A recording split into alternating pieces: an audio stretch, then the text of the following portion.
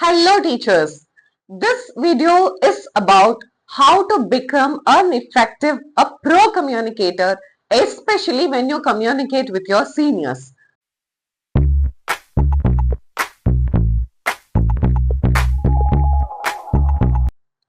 Many a times you could have felt that, oh my god, I'm not getting the attention that I deserve.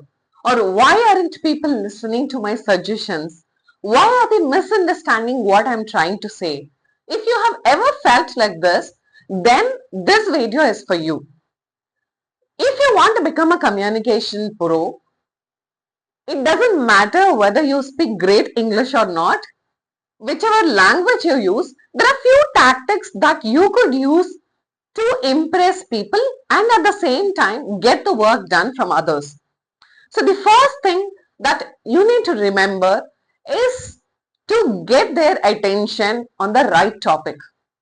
Sometimes you may have wonderful ideas to share. You may have a very good plan for an event, but you wouldn't be able to get their attention because you do not relate with them.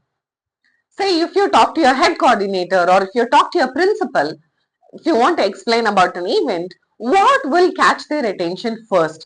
That's the first point you need to start with.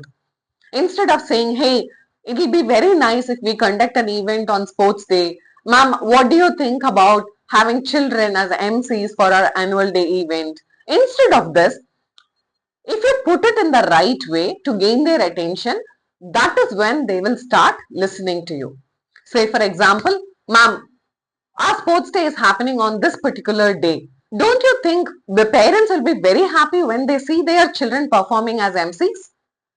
Of course, every school wants to prove the parents that they are giving enough opportunities for their children. And when you present this idea, the first thing they visualize is the result. The result of children speaking well and the parents seeing that and appreciating your efforts. So when you talk in the language, when you tell things that they can relate to immediately, you will get their attention. The next thing that you need to remember is to have all the information required when you present them. For them to take a decision, for them to take this idea to the next stage, they need all the information. If you just give them some details of that particular idea, as decision makers, they may not be able to understand how to proceed with that. So just because of this, they don't have the time to do their homework. They're just going to reject your idea. Imagine you want to arrange a field trip for children. You want them to take to the nearby supermarket store. So you need to tell them, ma'am, I'm planning to take my children for a supermarket visit because I feel they'll be able to gain real-time experience. And for this, I just need 2 hours of time where I'll take care of the children. I'll fix the supermarket schedule. I'll talk to them, get the permission. And I'll also talk to the other fellow teachers who are interested. So there are 2 teachers who are interested to come along with me on this project. So can we fix these days? Because these days, the activities in school is less and our children will be really excited if we take them outside because we have not taken them anywhere. So when you give all the details, yes, there is a high chance for them to accept your proposal, accept your suggestion. Instead, if you say, ma'am, I have an idea to take my children for a supermarket visit, what do you think? So they cannot visualize how it will be done. When they cannot visualize, they are going to most of the times reject your idea. Whenever you communicate, whether it is a verbal communication or a written communication, please ensure that you give all the information necessary for the other person to understand. And the next thing, the most important thing is to be precise, to be concise in your information. We tend to talk a lot. We love sharing things. As teachers, we keep talking all the time, but it doesn't mean that you have to talk so much to explain something. You can be very precise. You can just tell what they want to hear and close at it.